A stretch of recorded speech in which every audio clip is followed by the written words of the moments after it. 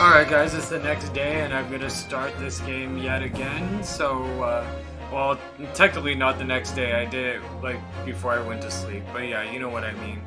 Alright. Adventure of the Great Departure, Trial Part 3. Yes, I'm gonna start from this save game data. Amazing, thank you. Let me turn it down just a tad. There we go. 22nd November 1:14 p.m. Supreme Court of Judicature, Courtroom 2.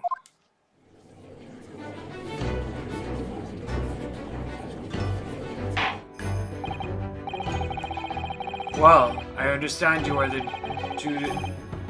judicial assistant to the court defense, but why this sudden ingress into my courtroom? Ah! A judicial assistant, and a woman no less. The rule states that females are not permitted into this court of law other than to testify. Yes, I fully understand. I ask only for 5 minutes of time. I have some vital evidence that I must hand over to the defense. Ha! You're too late, little girl. This trial has already been concluded. 5 minutes. I will not allow a moment more. But, Your Excellency, I am most grateful.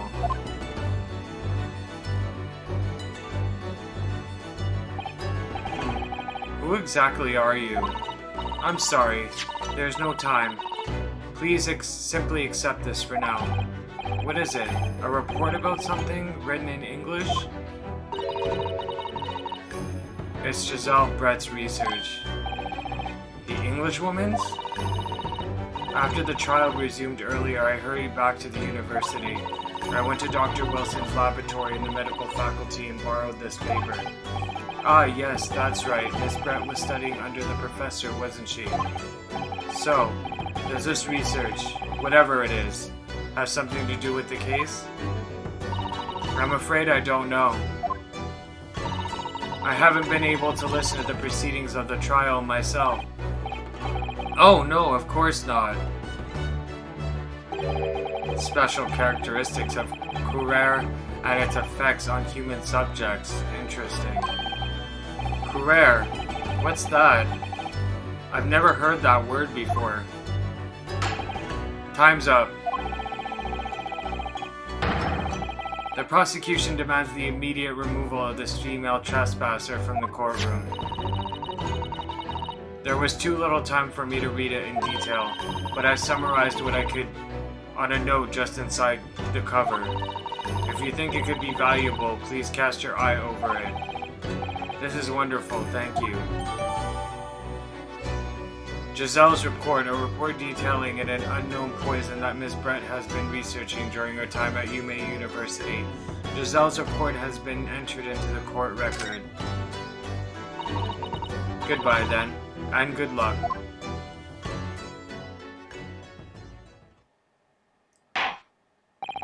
You have had long enough, counsel. We cannot detain our English guest any longer. I ask the prosecution and the defense now one last time. Does either side have any further evidence to present to the court? I presume not, but... The prosecution has made its case convincingly enough already. Nothing more to add, Your Excellency. Ryunosuke, we're out of options here. This really is our very last chance. Yes, I know. Your Excellency, the defense does have new evidence. That look. The unyielding stare of a true Japanese warrior. Well, Miss Brett. Yes, Your Excellency. If you wouldn't mind, perhaps you could grace us with your presence a little longer. It's a delightful invitation, but I'm afraid it's not so very long until tea time. I'll politely have to decline. Forgive me, Miss Brett. It seems I wasn't clear. I realize it was phrased as a question, however. I must ask you to treat that as an order. I've said it many times before, but the Japanese language makes no sense. My apologies, dear lady. So, counsel, what is this new evidence that demands the court's attention? Let's examine it first. Synopsis. A poison made from the bark of certain trees in the jungles of South America. The hunters of the region have used it since ancient times to incapacitate their prey. Affects instant paralysis of the entire body and subsequent death even in minute doses. Route of entry. The above-mentioned effects occur when the poison enters the body through a wound such as that inflicted by a blowpipe dart. Practical applications. Due to its inability to render the human body paralytic.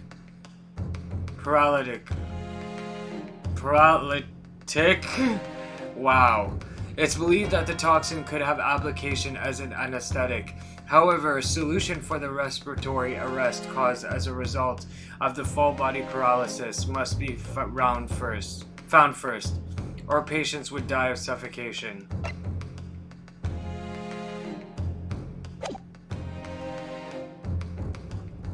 Alright, let's present this. Miss Giselle Brett, we understand you were studying under Dr. Wilson at UMA University doing research. Research, by sheer coincidence perhaps, into a deadly poison. What? Poison? Where are you going with this, counsel? A toxin known as Carrere, Your Excellency. Even the slightest amount of this deadly poison entering the body leads to instant death. What? What complete and utter nonsense? Carrere, you say? I've never even heard of it. You wouldn't have done. What? You wouldn't have done. What do you mean? I feel like that doesn't make sense. I mean, that you wouldn't have heard of Carrere before for one very simple reason. Wait. Okay, let me just phrase the one before you wouldn't have. Okay, because that doesn't make any sense to me. It doesn't exist in our country. It doesn't exist. Correct. Which means no matter what test the police can do for toxins, they never identify Carrere. Why? Because there is no test available here that can identify the presence of this highly deadly poison. What? Order. Counsel, does this deadly poison truly exist? According to this report authored by the visiting research student from England, Carrere has long been used by the tribespeople of South America as a poison to lace their arrows. It seems that it's reasonably well known among European doctors and scientists. To lace their arrows?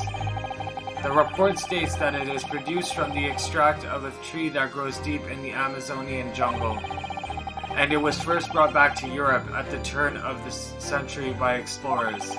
It claims that animals shot by arrows laced with Carrere suffer instant death. Doesn't that about sum it up, Miss Brett?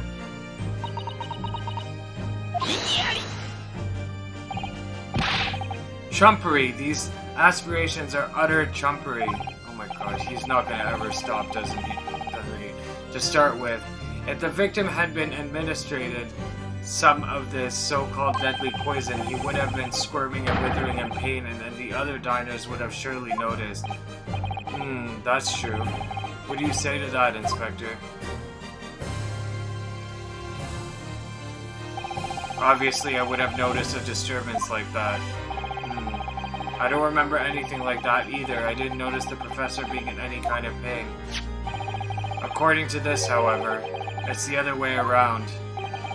What do you mean, the other way around? The very fact that the victim didn't show any visible signs of distress is evidence that Carrere was used. Explain yourself, counsel. The moment this toxin enters a person's system, It causes instant paralysis. In other words, afflicted victims lose all strength and are completely unable to move. Even if they were in total agony, there would be no visible signs of pain at all. How terrible. Obviously, if a man lost all strength in his muscles, he'd collapse on the floor. But with a chair under him for support, as Dr. Wilson did, the effects could go largely unnoticed. But I don't follow, Kazuma. That's just paralysis. I thought the poison caused instant death. The full explanation is extremely unpleasant. The poison causes immediate paralysis, as I said, leaving the victim unable to move. But after a short time, the paralysis is so severe it causes the muscles to control respiration to fail. Respiration. Basically can't breathe. In other words, the actual cause of death is suffocation. And all the while, the victim is conscious and aware, just unable to move. That's hideous.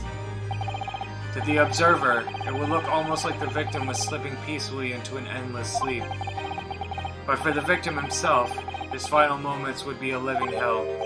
That is, the true nature of this deadly Carrera poison.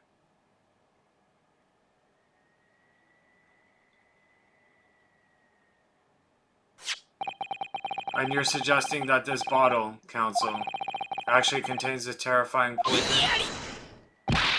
This is all very convenient, isn't it? A hitherto unknown poison for which there is no means of testing. What a happy tale for the defense.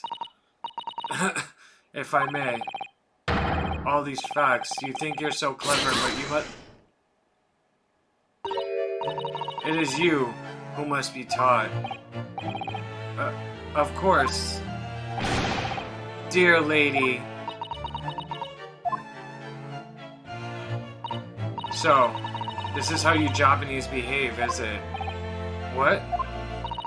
You steal another's honest hard work and then announce the results as if you discovered them. I'm appalled. What a loathsome act. Well, Miss Brett, the feeling is mutual. Whatever do you mean? Capitalizing on the unfortunate circumstances of an innocent man to frame him for a heinous crime. That really is a loathsome act. Wouldn't you agree? Enough of this. I, for one, refuse to accept it. The idea of some poison that doesn't even exist in the great empire of Japan is breaking the rules. Ha ha ha ha. What's so funny? Oh, excuse me, Your Excellency. Yes, Miss Brett? May I borrow that bottle for a moment, please? Well, yes, I don't see, why not?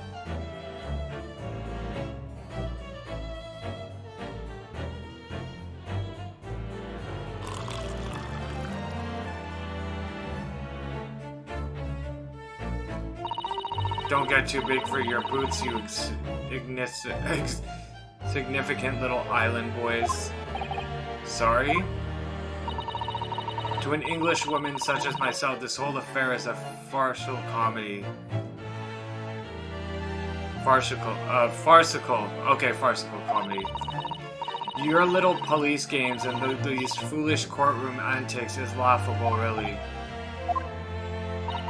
But I'm getting bored of it all now. It's time for the games to end. Cheers.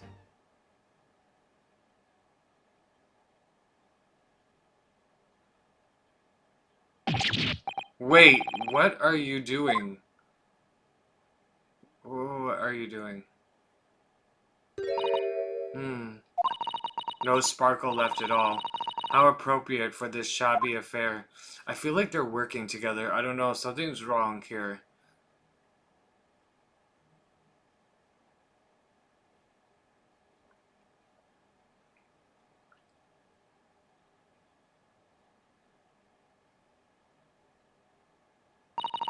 Goodness. Whatever is the matter, you all look quite stunned. So, no Carrere. The bottle was clean. Is that what you're saying? Ha ha ha. You look quite incredulous, little boy, but of course, that's the simple truth. Thank you for presenting the findings of my research to concisely here in this grand venue, most kind. Ugh. Thank you, waiter. Now then, Your Excellency. Yes, Miss Brett. I should like to be excused now, please. I think I've given more than enough of my time for the furtherance of friendship between our countries. Yes, dear lady. We are most gratified with all the assistance you have given. This doesn't make sense. There had to have been poison in that bottle. So how did she swallow a whole glass and live to tell the tale? I don't understand it.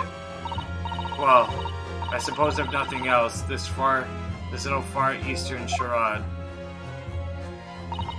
will make for interesting conversation at the next party I attend in London. There has to have been a poison in that bottle, doesn't there? But there can't have been, because otherwise she would have kneeled over dead.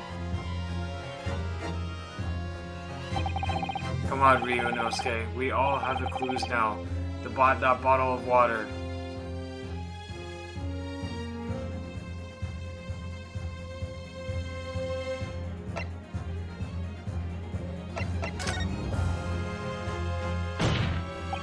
As I thought, there is no poison in that bottle.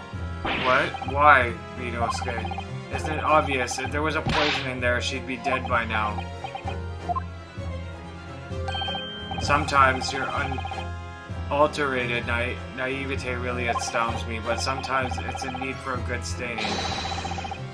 Dark is your uniform in the ways of the world. Oh, is that what this color is supposed to represent? That was a guileless ending to a promising line of inquiry cancel for which you would be penalized. Ugh, this whole trial is poisoned. There has to have been poison in that bottle. But, I mean, I figured that was the right answer. I mean, you know, like if she drank it, there would have been no poison in there.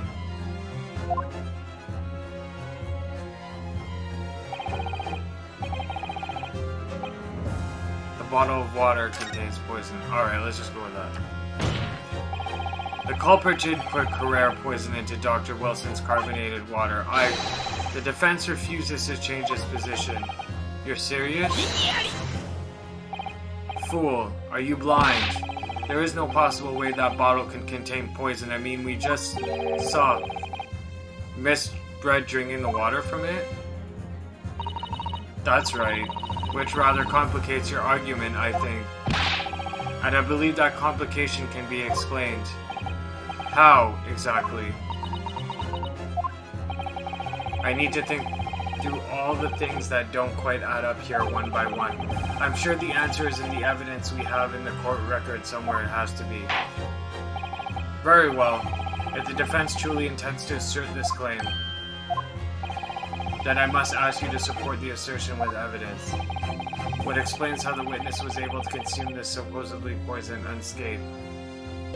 Okay, I cut a bit because I had a really hard time with this. I don't know why. I feel like if I would have showed this again, it would be pointless, but let's just do it again. The answer to this riddle is right here in Miss Brett's own research report. That's not a valid explanation. No? After all, we don't speak English. That report is utter gibberish. This impudent young scoundrel is trying to ridicule the court, Your Excellency. I'm not trying to ridicule anyone, honest. I'm just reading Sasato's son's notes. I concur. This report is too extensive to be considered in its entirety by the court.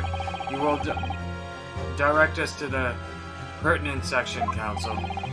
Which section of the report reveals the alleged answer to this riddle?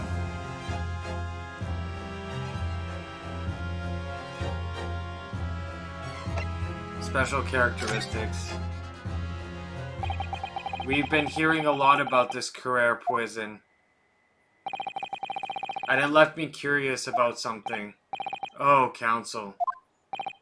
Well, it sounds as though indigenous hunters have been using this poison for years and years to lace the heads of the arrows that they shoot at whatever prey they're hunting. So we've been led to believe, yes. And the point of hunting is to catch prey to eat. Get to the point, please. But if they were to use these laced arrows, does that mean there would be traces of poison left in the prey the hunters were going to eat?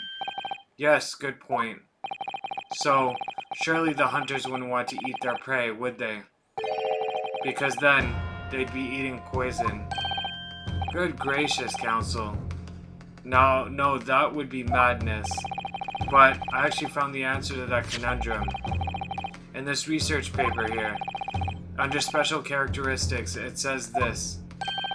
The poison starts to work after entering the body through a wound. Through a wound, you say? I see, that makes sense. Yes, the mention of that particular detail seemed a little strange to me, though. But it all makes sense when you interpret what's written like this. When Carrere enters the body through an open wound, it has terrifying poisonous effects, however.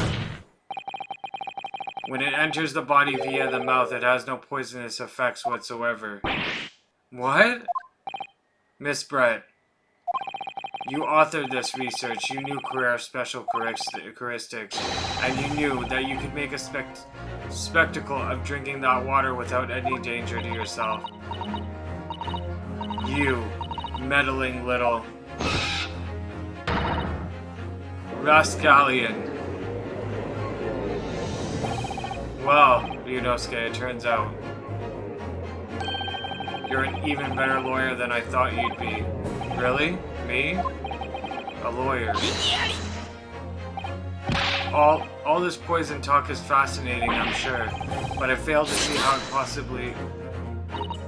So, the ill-bred little puppy has a new toy to play with, some facts he read in a book, but I'm afraid knowledge doesn't suit you, little boy, it only makes you look silly. What are you trying to say? Your schoolboyish logic has a fatal flaw. Schoolboyish flaw. As even your brain has managed to deduce, Carrere is safe to ingest. It seems likely that its effects are neutralized by the acidic nature of the gastric succus. Oh, yes, well, of course. Gastric suckers? What are they?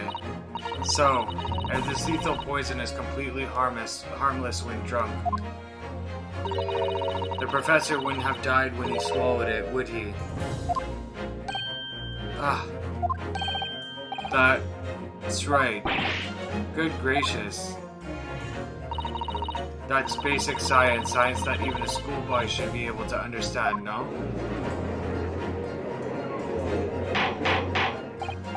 Order! In the court, order! The logic holds. If the lady and the professor drank the same poison, they would be affected in the same way. Are you trying to suggest... Yes, this Carrere poison is completely irrelevant to the case on trial. That's right. Surely even a little cockroach like you could understand something as simple as that.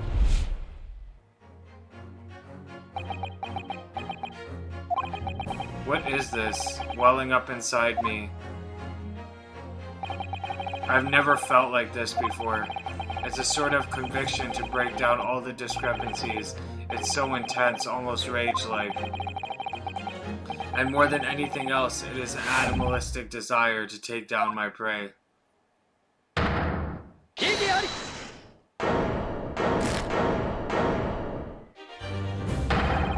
I don't think so, Miss Giselle Brett. How? How dare you use that tone with me? You know very well that there is no fatal flaw here. You know exactly why, even though both you and the victim swallowed the same poison.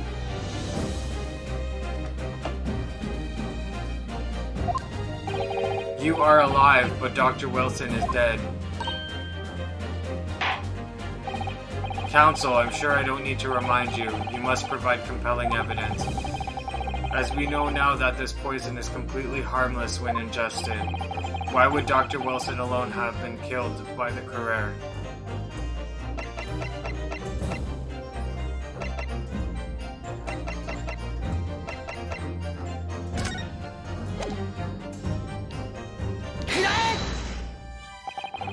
As Miss Brest so readily pointed out, she drank the same water as the professor. However, there was a fundamental and fatal difference between the two dinners. Fatal difference. The toxic effects of Carrere are only felt when the poison enters the body through an open wound. So, for a healthy person with no injuries, drinking it is completely harmless. But what if there was a wound inside the mouth of the person drinking the poisoned water? Inside? Yes, like the wound you might have. If you had just been to the dentist and had a tooth extracted, for example. Miss Brett, you've acknowledged many times in your testimony already that you were well aware of Dr. Wilson's dental appointment that day. So that's it. You used that knowledge to orchestrate this.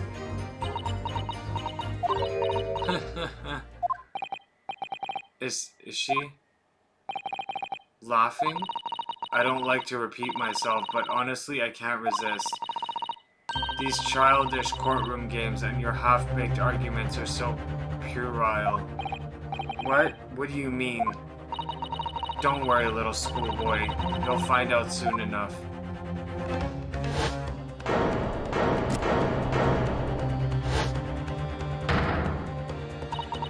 You see, when you leave vital evidence lying around, you never know what might happen to it. No.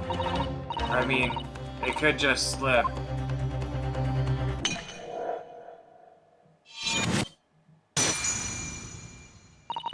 Oh dear. How careless of me. I'm afraid some crucial evidence may have just been tragically destroyed. No! What is it?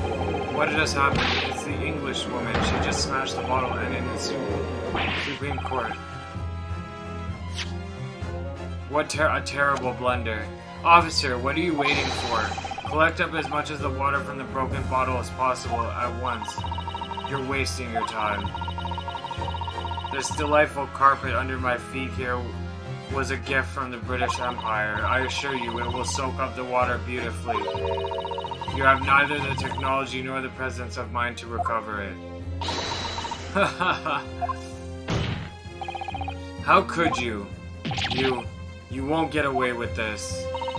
You can thump the bench and shout as much as you like, little boy, but I'm afraid we'll never know now, will we?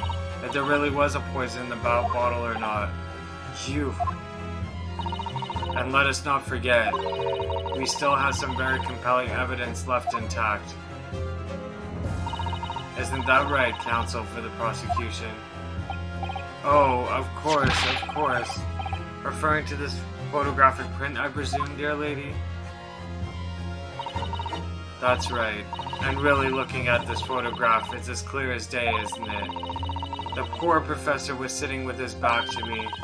So of course, the only person who could have shot him from the front is the little schoolboy. No, you killed the victim that day, using Carrere, and then in order to frame Ryunosuke Naruhodo for the crime. You waited until he picked up the pistol you arranged for him to find on the floor, before you shot the professor dead in the chest with your own hidden gun. Then, in the confusion that followed, all you had to do was turn the dead professor in his chair around. You see, you had every opportunity to commit this crime. Yeah, what a wonderful imagination you have, young man. A hidden gun, you say, as I shot the professor's dead body, didn't I?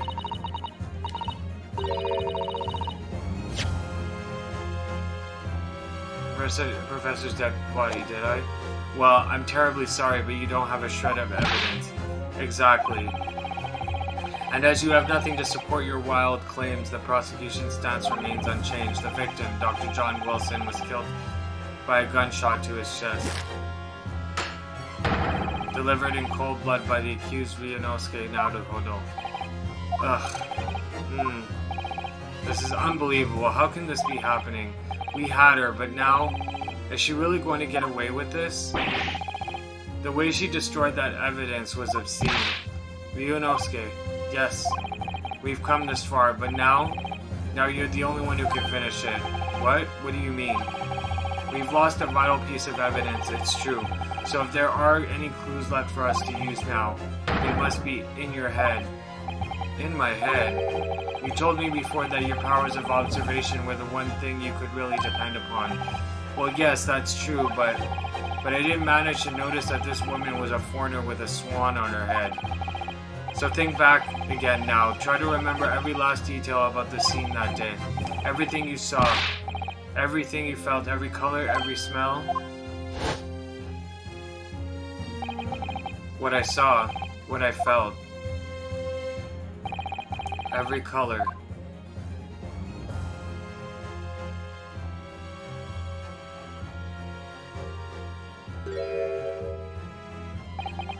Is Kazuma right?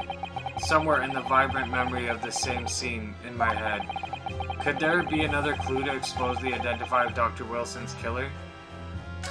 There is a clue. Actually, Kazuma, I think I might have something. Thinking back over everything I saw, I think I might have uncovered another clue. Haha, you always have something up your sleeve, don't you, Ryunosuke? Come on then, let's wipe the smug smile of that English woman's face with some evidence. Alright, I can't wait. It's been niggling me for a while that something feels amiss in my memories of that day. Whatever it is could be the key to arriving at the truth about all this. It's here somewhere. The clue that shows who Dr. Wilson's real killer must have been is...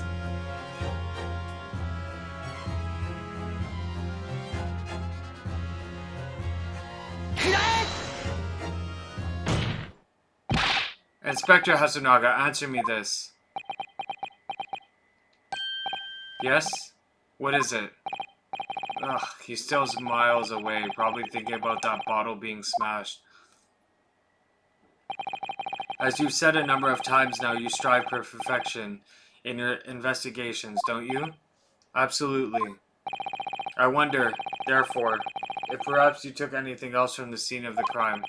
Like, for instance, the plate of steak that you took to the victim's table that day. Wait a minute. Where are you going with this? Where are you going with this, little boy?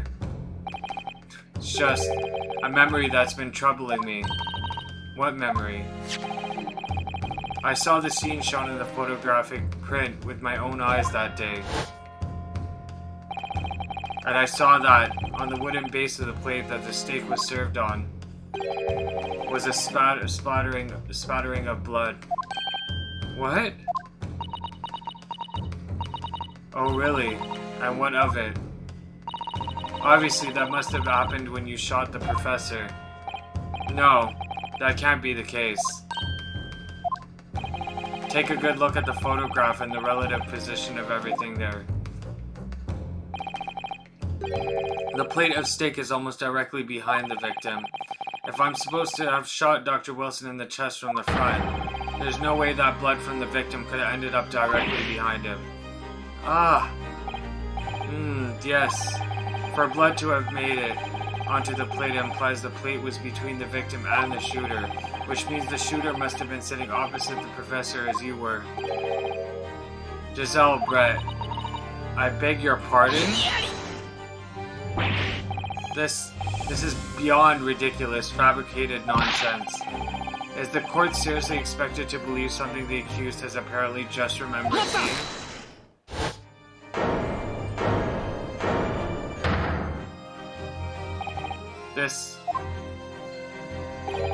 This could be the moment that my entire career in the police force has been leading to.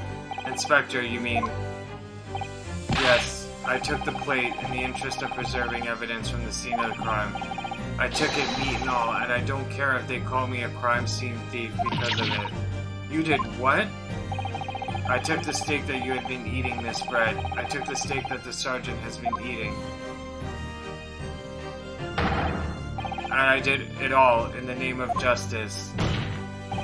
Then we can find out for sure whether or not there is a bloodstain on Miss Bread's plate. We must examine it now. She can't back out of this now. Inspector. The court wishes to examine the plate from the victim's table immediately. Yes, sir.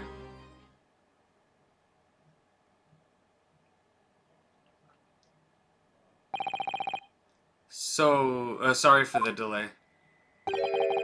Here is what you ordered, the steak. Well, what about the blood? Is there blood on it? Of course there isn't. Quickly, Inspector, the blood, man. Show the court. Of course. Examine the plate at your leisure.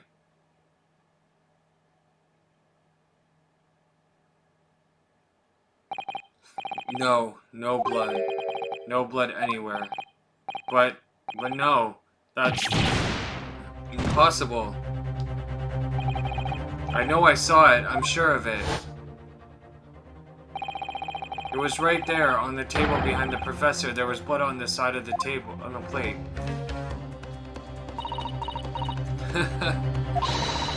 What an upcoming expression, little boy. You see, this is why I always say you can't trust what the Japanese tell you. Tisk, I couldn't agree more in the case of this disgrace to the Empire. I believe we may finally have reached a conclusion in this trial. Let's hope so. This let's pretend attempt at courtroom proceedings is painful to watch, but I do promise to do my best to forget all about it when it's over. Huh. This sorry-looking steak reveals the facts all too clearly. If the sorry-looking accused wishes to examine it again, be my guest. The plate of steak has been entered into the courtroom. Was the plate I saw or thought I saw just a figment of my imagination? This is it now, I've lost. Ryunosuke, it's not over yet. Not until the final gavel. Never stop believing in yourself. Keep looking forward no matter what. Believe in myself. Really? Maybe I should at least examine the evidence for myself. As the evidence requested by the defense has not been shown to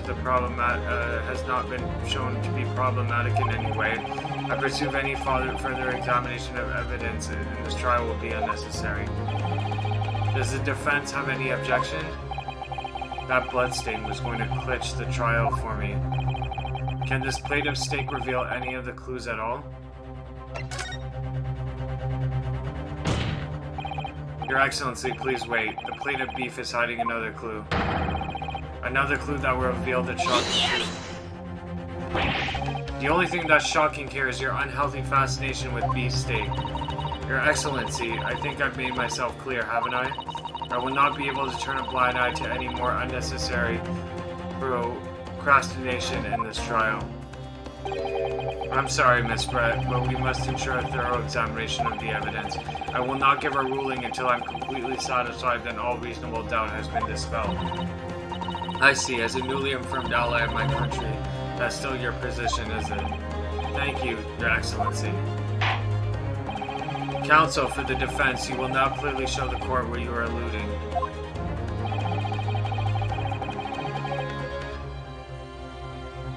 Where precisely on this plate of beefsteak is a new clue to be found?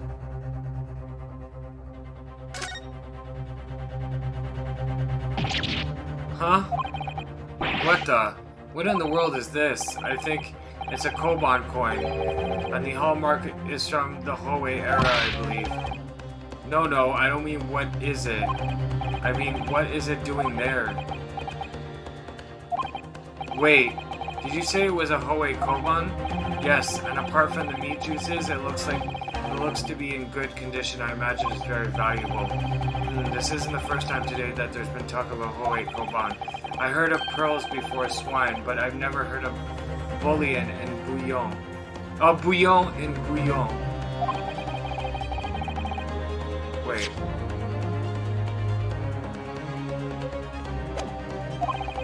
I don't think I'll ever again. This is extraordinary. Extraordinary, though. This means I certainly never expected to find a precious coin underneath that stick of meat.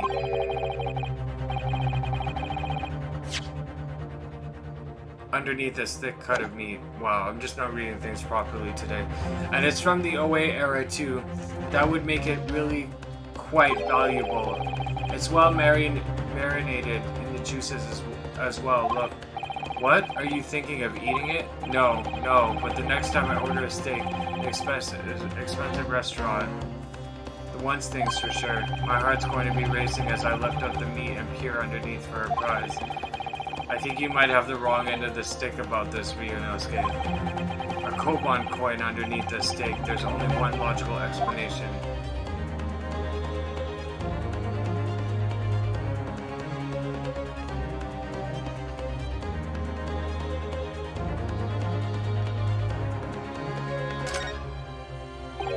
This emblem on the side of the plate, is it a cat? It's a cow, obviously. Most likely beneath because the restaurant's signature dish is beef steak. It seems a lot of different restaurants have their own unique tableware, and this is the symbol of La Carnival, is it? Okay, let's present this. Good gracious, that's a Koban? What on earth? A Hoei era one at that. Miss Brett, this is in fact the beefsteak that you ordered at the restaurant of the day in question, is it? Tell me, why is there an old coin seemingly hidden underneath this meat? What a ridiculous question. How should I know? I've never seen that thing before in my life. I don't know what this is, but I want no part of it. I fail to see how this is relevant. A coin under the meat.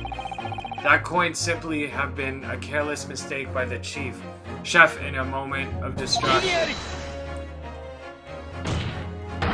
Don't be absurd. We're supposed to believe that this happened by accident in the kitchen? A rare Hoei Koban just happens to be hidden underneath that piece of steak.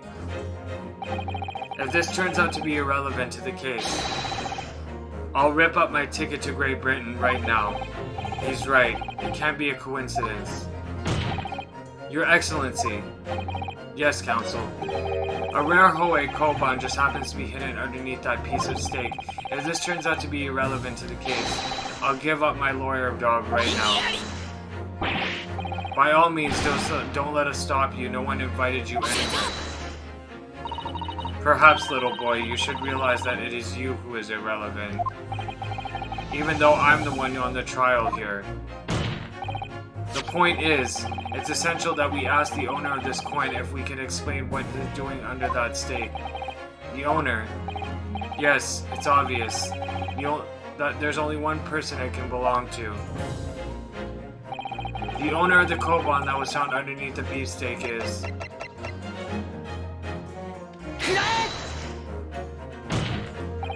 Obviously, it can only be the antiques dealer and owner of Rasute, Kiyori Korekuta-san. As in Mr. Cucumber something? Honestly, these ridiculous Japanese names are quite unfathomable. Ah, yes. The old man who testified earlier alongside the military sergeant, correct? Yes, Your Excellency.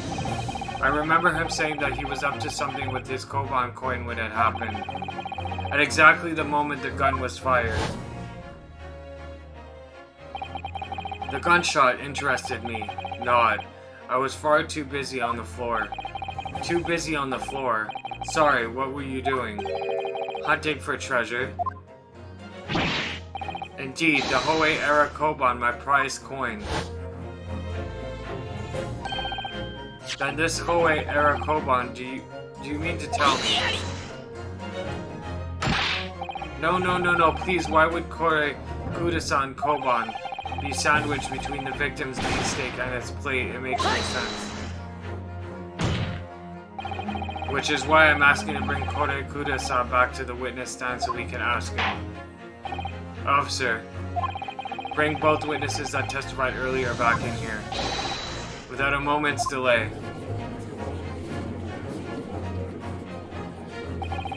I can't believe we've come back around to that pair again. But I have a hunch, a strong hunch, that if we chase down the real significance of this Koban, we'll find that it's a key element in the case.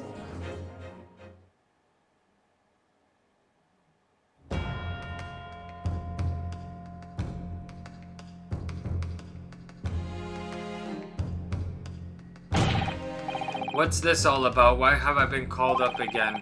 Don't you realize that it's dinner time for little baby Ido? When my son's belly is empty, he's fiercer than a pack of wolves. Exploited by the police, we were like miserable dogs, forced to bear false witness. And when cast from this courtroom myself, I became a ruined man in a trice, a worthless, withered antique. Nothing more have I to say. The sun has set on this Rasute shop's owner existence. Be that as it may, Kore Kuda-san, something has come up to the light that requires your clarification. As far as your Rasute memory serves, have you ever seen this Koba? What? That, yes, that's it. The one, the very exact one that it is. The rest, oh my god, this guy. The resplendent, splendiferous OA treasure that my rusty bones managed to misplace that fateful day. It can't be. As I thought. Young man, enlighten this decrepit old fool put me out of my misery. Where was my treasure? Where was it dropped? Oh, I'm not sure if it was dropped anywhere. We found your coin sandwiched between a beefsteak and its plate, soaking in a seasoned meat juices. Sandwich? Soaking? Seriously? Clearly, it couldn't have fallen there by accident, which means somebody must have hidden it there on purpose. Somebody concealed my Hoei treasure between a slab of meat and a metal plate? Who would do such a thing? Such an unconscionable thing.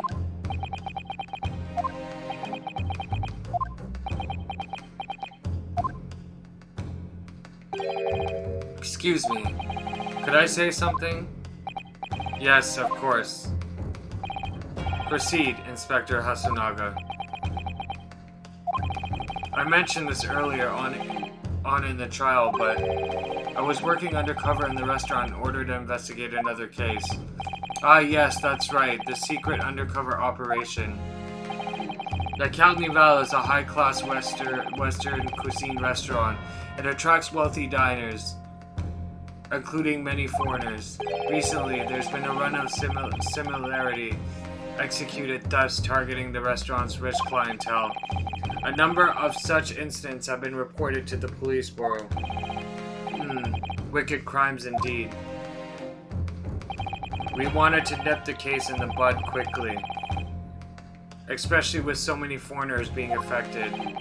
So that's why you were sent in undercover, is it? Yes, I took on the job of waiter at the restaurant in order to flush out the criminal. It seems likely that this Koban incident is the work of the same thief. So, unbeknownst to us, there was a master thief at work in the restaurant on a regular basis. This place was already the scene of several crimes, it seems. I don't know about the master thief part, but the identity of the person who stole and hid Korikuda-san's Koban is all too clear. What? What? I think the court would like to hear the defense's view on this matter. Tell us, who is the despicable scoundrel that stole Kuda-san's Koban and hid it under the steak?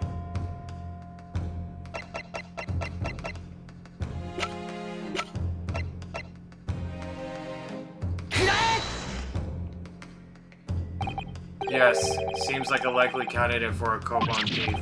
No, come on, Ryunosuke, huh? You shocked me, Kazuma. Not as much as you shocked me.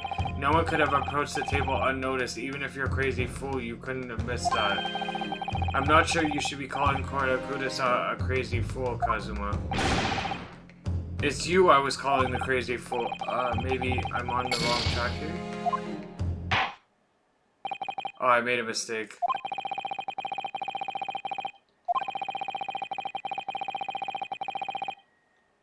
I'm not reading this.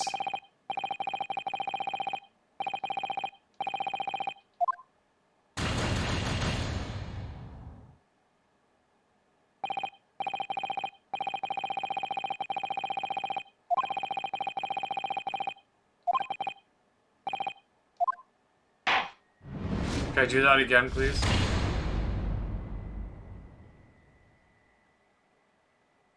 Retry from this scene. Yes, please. Yes. I think the court would like to hear the defense view on the matter. Alright guys, it took a number of tries for me to figure out who it was, so I'm gonna choose this guy. Obviously, it can only be you. Sergeant Ayesa Noza. What? How? How dare you? You monster. Monster? I stole that Koban, did I? I'm the master thief of that carnival, am I? You're seriously accusing me of these crimes, cadet? But it wasn't me, it was Ido. Ido was the mastermind behind all this.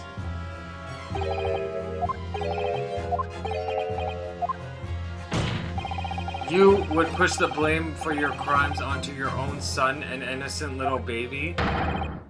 It's you who's the monster, Sergeant Nosa.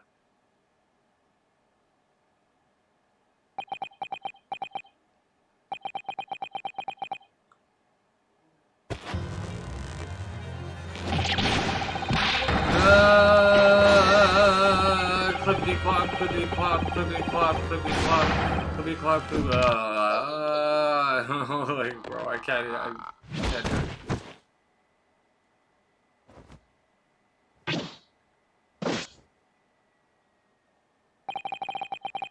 Nimpo Imperial Army Sergeant Ayesa Noza preparing to stand down in the Supreme Court, sir.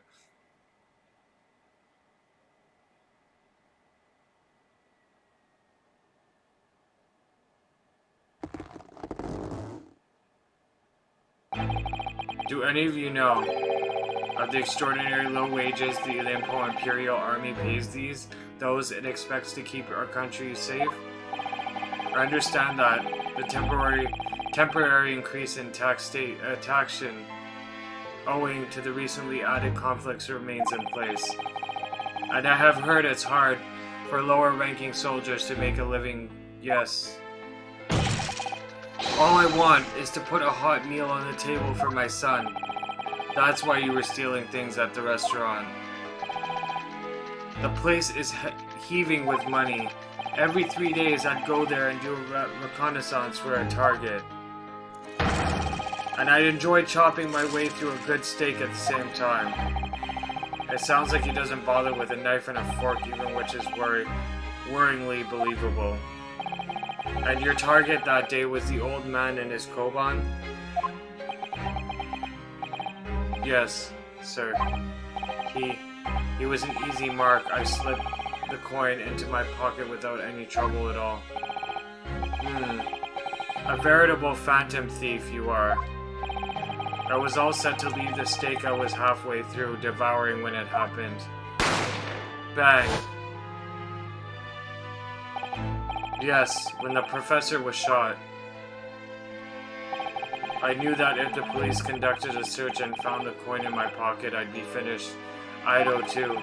So I hid the incriminating evidence as fast as I could on the double.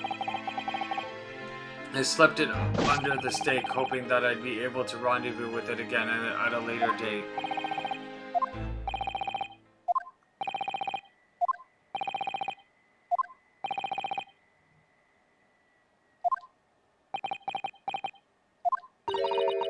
This is ridiculous. Perhaps you could carry on with the absurd prattling in your own time. Well, Miss Brett. Oh, of course, dear lady, of course. How rude of us. I'm quite sure there's no need to detain you any longer at all. May the esteemed gentlewoman please be excused, Your Excellency. Indeed. The theft of the Koban was clearly perpetrated by this baby-saddled sergeant. It would certainly appear to be unrelated to Dr. Wilson's murder. Of course it is. Hiding a coin under a lump of meat? The sheer nonsense of such an idea astounds me. Nonsense, is it?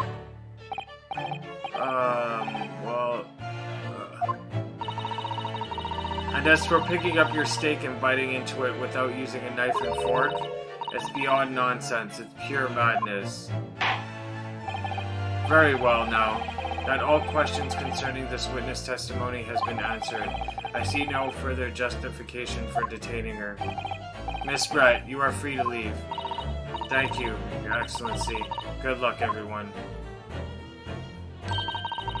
And good day. Ryunosuke, what is the matter with you? There's no time for daydreaming. Oh no, it's just something about Miss Brett's parting words. They got me thinking. I can't quite work out what exactly, but something she said jarred with me. I feel like there was a contradiction in there somewhere. Something didn't quite add up. If that's the case, don't just stand there thinking, make your voice heard. Sorry? You can't think later, but if you don't call out now, it'll be too late. The trial will be over.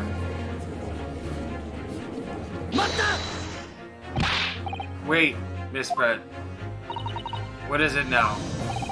I'm afraid, just one last time. There's something I'd like to ask you. I'd like you to explain the contradiction in your parting words from just a few moments ago. But what are you talking about? What contradiction? What new student nonsense is this?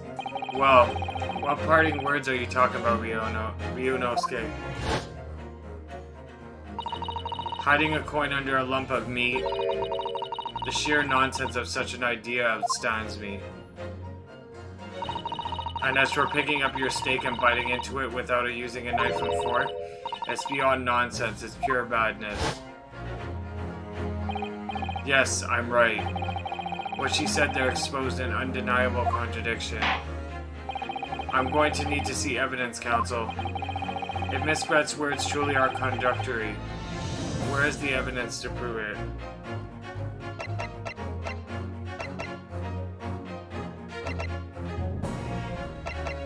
Is it this one?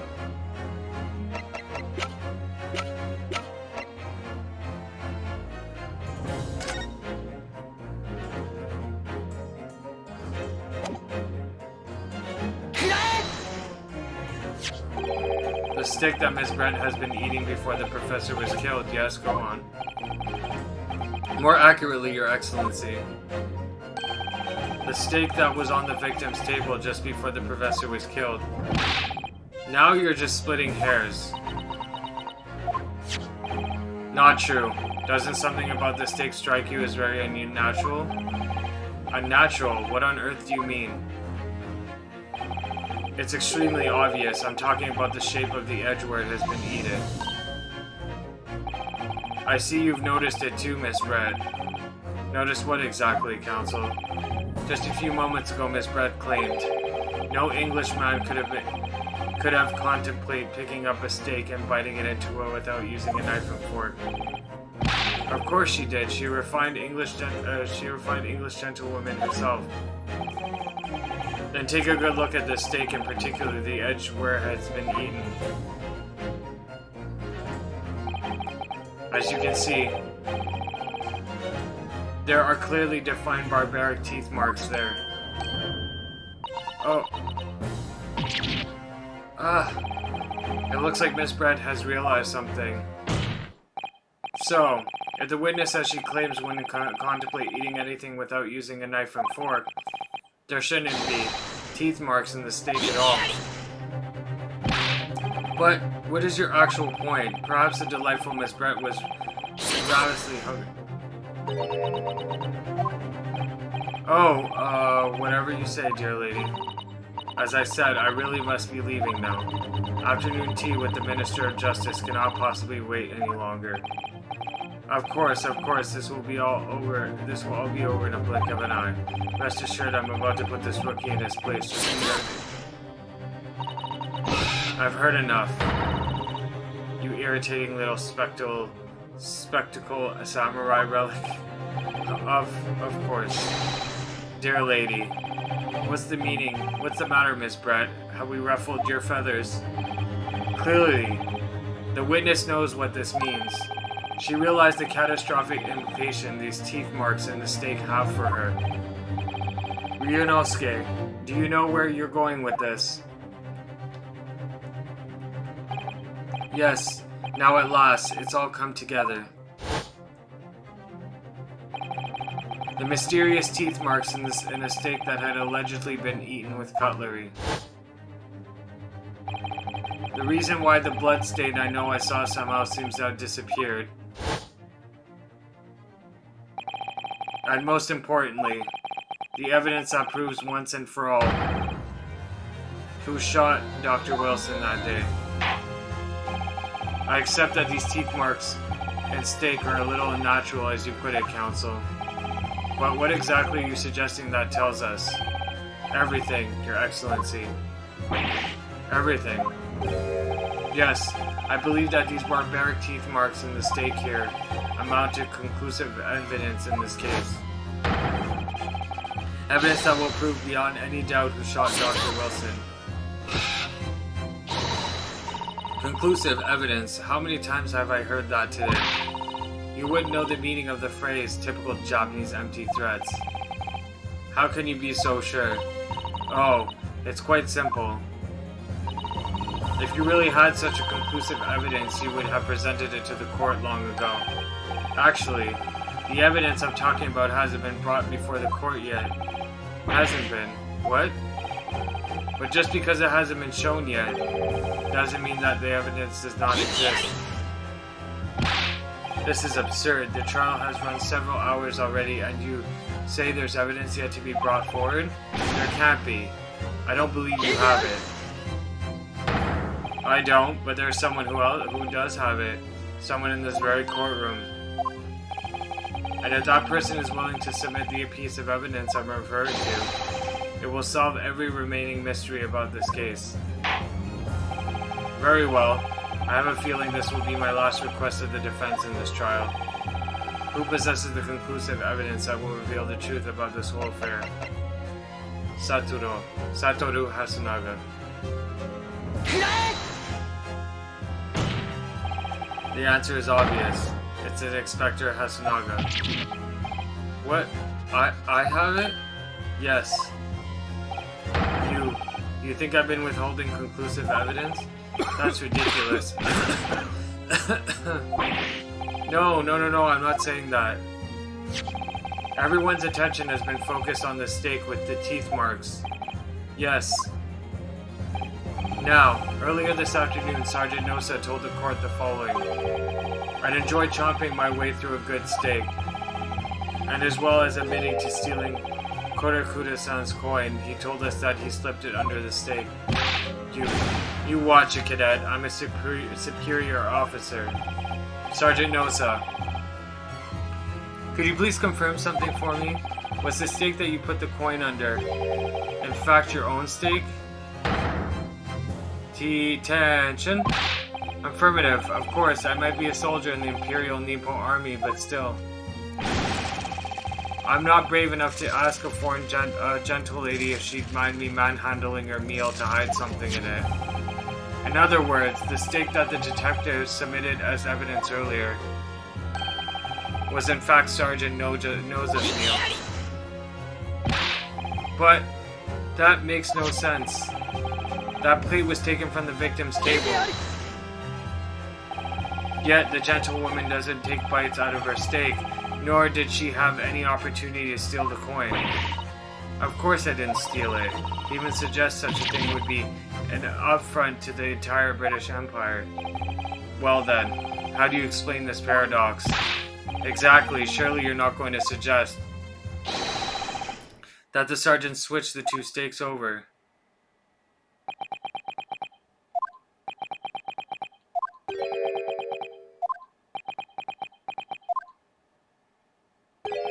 You did switch the plates. Well, after it happened, the, bang. When I saw the civilian had been murdered right in front of my eyes like that, I panicked.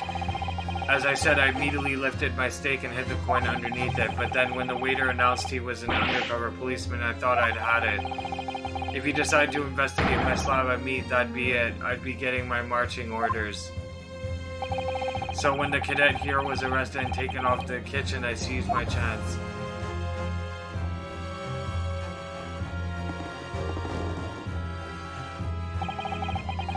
With military precision and timing, I switched my stake with the one on the foreign lady's table. What? You can't have. I never saw you do such a thing. It was called Operation Lightning Bolt. There was no time for strategic planning. It was a do or die, I tell you. So yes, I did what had to be done. Unbelievable. However, fear not, Prosecutor Saw. What now? I swear on the brass buttons of my uniform that is all I did, sir. All you did? That's plenty, Sergeant. So, if Sergeant Noza switched the plates over, it means he took Miss Brett's steak and the plate it was on back to his own table. Yes, that follows. Inspector Hasunaga. Yes.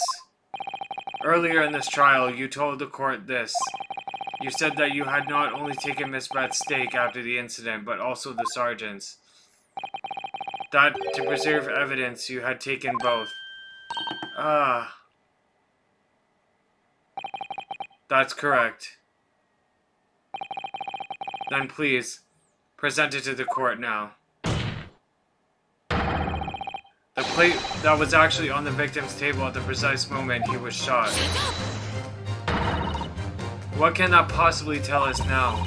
I mean, a cold slab of tough meat? It can't have the slightest bearing on the case. No, you're not wriggling your way out of this time, lady. I beg your pardon? Surely you're not that forgetful. Surely you remember the reason why the steak pan promises to prove such a problem for you. No? You're the ones who decided it was a problem, not me. The reason the defense asked to see the plate was confirm something the defendant remembers seeing. Thinks he remembers. I'm quite sure of what I saw, Miss Brett. On the side of the plate that was on the table directly behind Dr. Wilson, there was a clear spattering of blood from the gunshot wound to the victim's chest. I believe the defendant's memory serves him well. And now we have the evidence to prove it. The plate you were eating from, Miss Brett. Let us not prolong this any further. Inspector, you will show the evidence to the court. Present the beefsteak and plate that was originally on the victim's table at the time of the incident.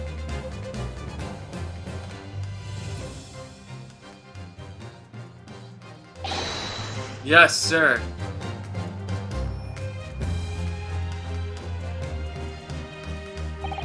Sorry for keeping you.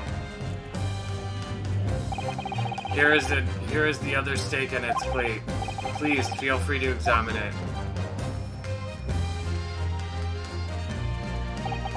The blood stain. It's clearly visible. Look. Yes. Now this makes everything clear. The blood you can see on the outside of the table on the plate shows that at the moment the victim was shot, he was facing the table with his back to me. In other words, it's impossible for Naruhodo-san to have shot the victim. It can't be. In fact, there's only one person who could possibly have shot Dr. Wilson from the front. I'm sure everyone knows by now who that person is. Ugh. That's right, Miss Giselle Brett. It's you.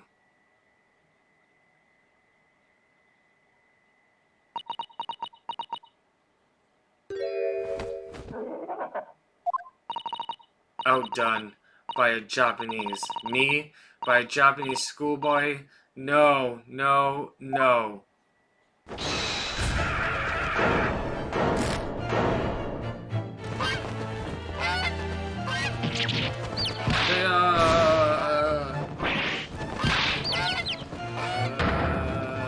I'm not really trying.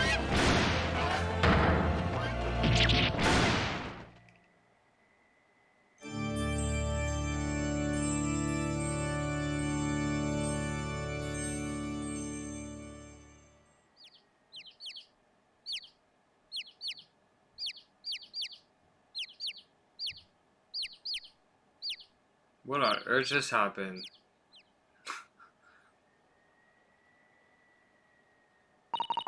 Please, excuse my little outburst. I briefly lost my composure. Most upcoming behavior for an English gentlewoman, forgive me. Well, Miss Brett, I think it's time you told the court what actually happened that day. The truth this time. Gladly, Your Excellency.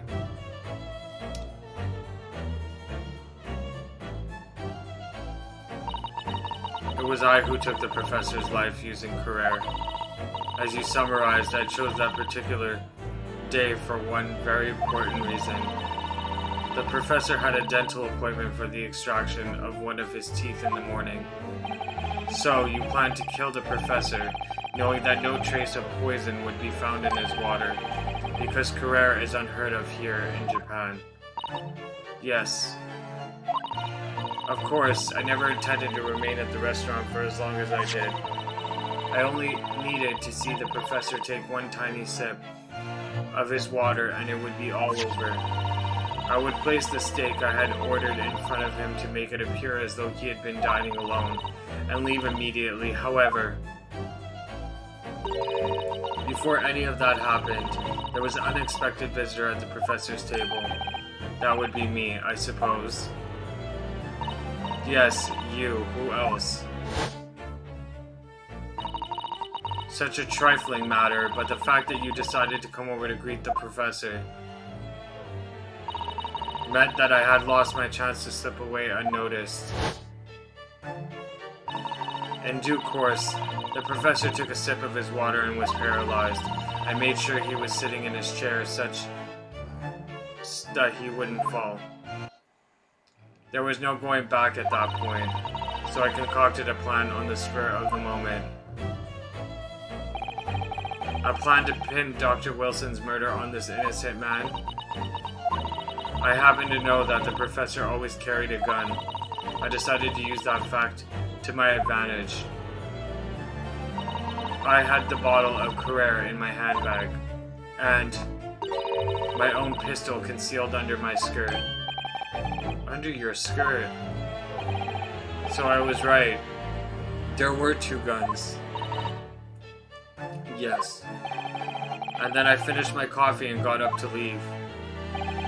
That's when I noticed the professor's gun, which you had presumably placed on the floor. A place where you were sure that I would notice it. Wait, is that what I read? Yeah, alright. And everything went according to plan. You noticed the gun as I intended. And then, just as you bent down to pick it up, bang. That's when you shot the professor with your own gun, even though, at that point, he was already dead. Naturally, the gunshot caused a commotion, at which point the waiter appeared. Obviously, I assumed Naruhodo-san was the culprit and apprehended him. I took him to the pantry that adjoins the kitchen and locked him inside. That's when I took the opportunity to turn the professor and his chair around. Because, of course, you needed to make it look like the defendant had shot Dr. Wilson from where he picked up the gun.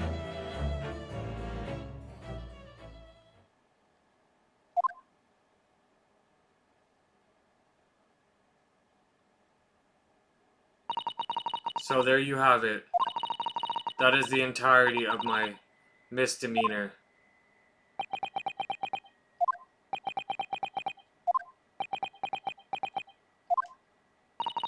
Your Excellency. Yes. I wonder.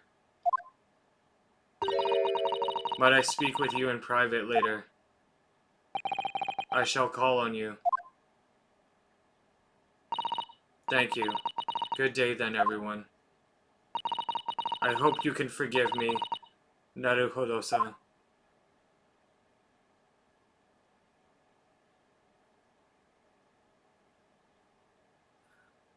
Wow, she really got away with that for way too long. I never felt so aggravated in my life with this woman. It would seem this trial has finally run its course. I presume the prosecution is in agreement. This can't be. Takasushi Ochi does not lose. Not to the likes of this rookie student. You'd better start getting used to tough opposition. Ryunosuke, naruhodo. What? Yes? This insult to the Oshi family name will never be forgotten. You've become conceited with age, Council, but the old have to stand aside and make way for the new. It's the way of the world. May you never forget that. Huh.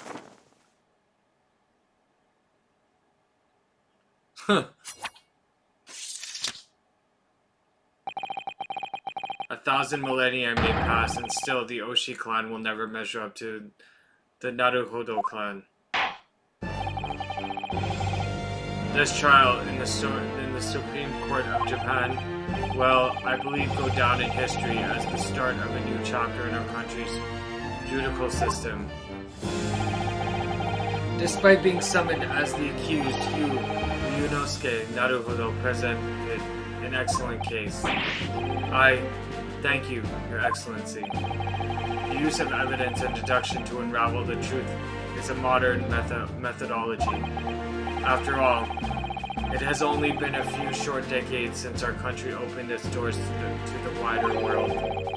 But the Western ideas of science are rapidly gaining acceptance here. I feel sure that science will soon bring new methods of investigation and new procedures of justice. A new future of law awaits, but what it will look like I cannot begin to imagine. That is for sure. That is for the young to pursue. Kazuma Asugi. Yes. After this trial, you are set to embark on a journey of discovery to the illustrious British Empire. Learn all you can, absorb everything of the wider world that you are able to. And do not forget to fulfill the mission imposed upon you. I understand, Your Excellency. What was that about? Why do you look so grave all of a sudden? Never mind. As for you, Ryunosuke Naruhodo. Oh, yes? In you, I sense, how can I put it, unusual potential. I very much look forward to seeing how you carry that onwards. Thank you, Your Excellency.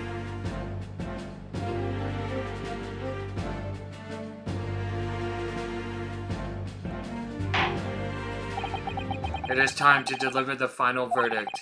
I hereby find the defendant, Ryunosuke Naruhodo, not guilty.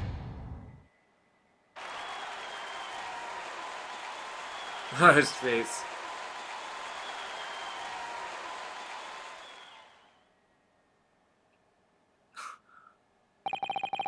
This court is now adjourned.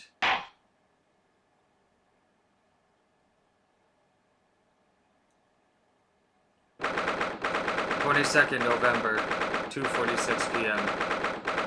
Supreme Court of Judicature. Defendants. Antechamber. 5. I can't believe it. I can't believe what's happened. I made it. I defended myself and made it through that horrendous trial. Ryunosuke, you finally pulled it off. Congratulations. Well, I couldn't have done it without you. Thank you, Kazuma. Ha ha ha ha. No, it was a pleasure to watch you at work. So, you owe me an extra large sukiyaki from the place on Yume University Street, don't forget. Good afternoon. All your hard work has certainly paid off. Congratulations to both of you for proving Naruhodo-san's innocence. Our trusty judicial assistant, you worked hard for that result too, you know. Oh no, I didn't do any. Thank you so much. If we hadn't had the research report of Miss Brett's, I didn't know how things would have turned out. Your kind words should really be for my father. I was simply doing as he asked. It was his idea for me to go to the university and investigate. Your father? Ah, yes, of course. Forgive me for intruding on court proceedings, Your Excellency. Susetto Mikotaba, judicial assistant to the defense. Speaking of Mikotoba. Ah, there you are. I believe congratulations are in order. Naruhodo, you did an excellent job. Thank you, Professor.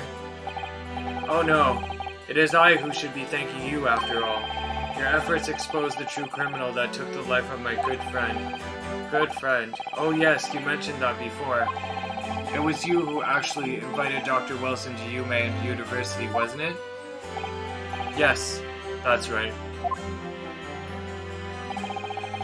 Professor Mikotoba studied overseas himself. He went to study forensic medicine in Great Britain. Presumably, that's when you met Dr. Wilson. Exactly. In those days, we worked together in the same hospital. Oh, you worked together? I never heard you mention that before. Well, it was a long time ago now. Besides, it's your turn, Asogi. Great Britain is a magnificent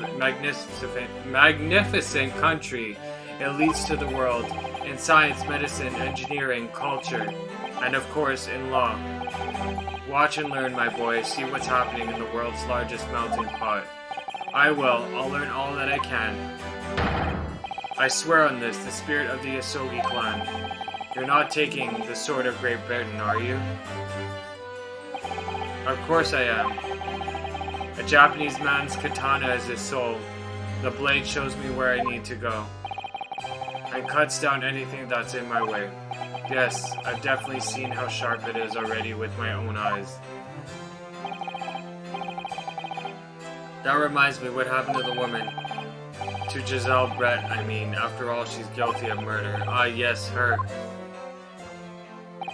It's not easy to tell you this, but... What do you mean? Surely she's going to face trial herself now. She's the true culprit, after all. She will be leaving Japan in the very near future. For Shanghai. What? Shanghai?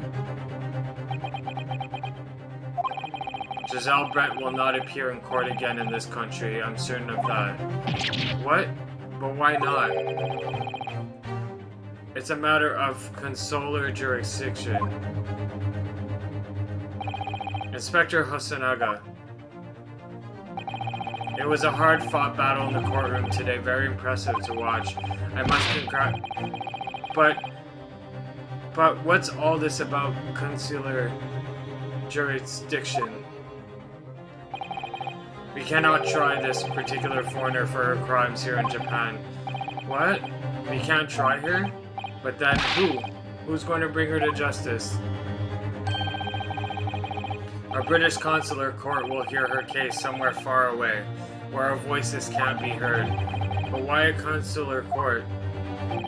Professor, I simply don't understand. I thought consular courts were a thing of the past now that we've signed the friendship treaty. Yes, in normal circumstances, you're right. Then, so long as this is not a serious incident of a highly political nature to our respective governments. They can't invoke a consular court just like that. Oh, can't they? Yes, she's a student, but it doesn't justify our governments making secret agreements about her fate, does it? Something strange is going on. So Miss Brett can't be held accountable for her actions here in Japan? I'm afraid that for the young student. Today's trial was nothing more than a game all along. There was never any danger of compunance for her. I don't believe it. The British government's Foreign Affairs Ministry has demanded that we hand over custody of Miss Brett. They're obviously taking this case of a foreign student committing murder very seriously. But it's all going to change from now on. We can make a change. This is the time of great turmoil, this new era, heralded by the start of the 20th century. One day, I have no doubt, that woman will receive the judgment she deserves. Yes, change is coming, and we're the ones driving it. Well, I think that's enough seriousness for now. This evening calls for a celebratory drink. But Professor, you're right. This is no time for gloomy faces. We should be celebrating Ryunosuke's not guilty verdict. Let's start having some fun. In that case, might I suggest a carnival? As the head waiter, I should be delighted to provide you with ample food and drink. You're a detective, Hasunaka-san, aren't you? Let's not worry about details for now. To la carnival! Will you accompany us, Professor? Of course, La Carnival's food is second to none. I shall go and attend to the paperwork for Naruhodo-san's release. Oh yes, thank you.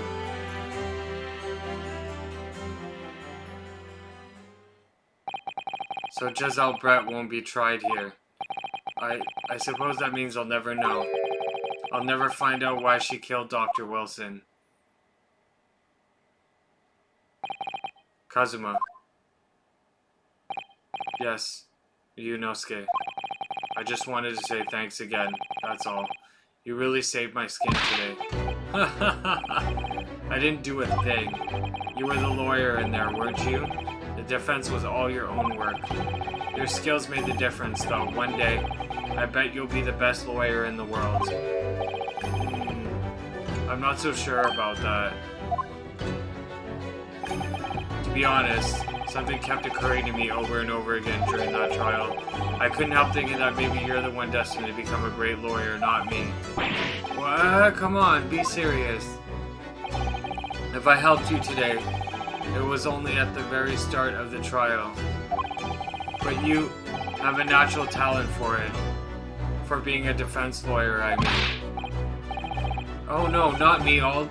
That tense verbal combat, I never want to go through that ever again. I did what you told me to do, that's all, because I knew I could trust you. That's the point. Sorry? What do you mean? That's the point. Listen, Ryunosuke. Do you know what the most crucial weapon is that any lawyer needs to in order to win? Knowledge of the law? No. The ability to believe. To believe what? A defense lawyer has to fight for his clients. He has to believe in them all at all times. Like you believed in me when I said I didn't do it. I'm human, just like you. I don't have some superhuman ability to know the truth. But you have to make a choice about what to believe in and stick to it when you're defending someone. Sometimes, in the courtroom, you can't really be backed into a corner. by being able to remain faithful to what you choose to believe in, even then. Well, that's not something that anyone can do. It takes a special kind of person. Believing in your client. Just look at today's trial. I'm a student lawyer with precious little real experience, but you never stopped believing in me. You face seemingly hopeless situations time and again. You never stopped. But you never stopped looking for the truth. And in the end, you found it through your own efforts, and because you never stopped believing in me. Thanks, Kazuma.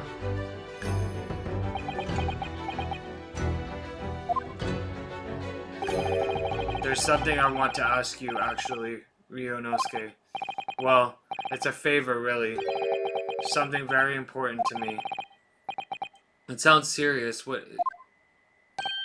Ah, you're still here, are you? Oh, Inspector Hasunaga. I've arranged some rickshaws for us. Let's go. Thank you. Well, we'll be right there.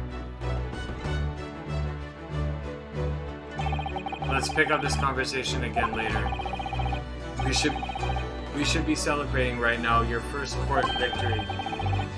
And your study tour to Great Britain, don't forget. Ah, yes, that too.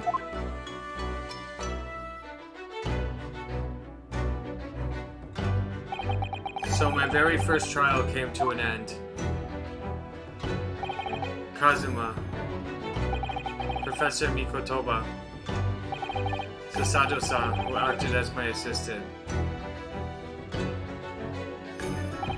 Inspector Hasunaga, who didn't really play much of a part, but still. It was because of the help and support of all these people that I managed to get through that trial.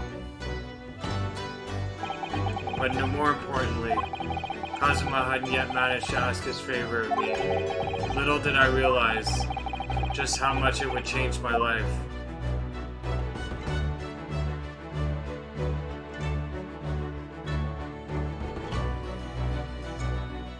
And defense statement, yes, I would like to say.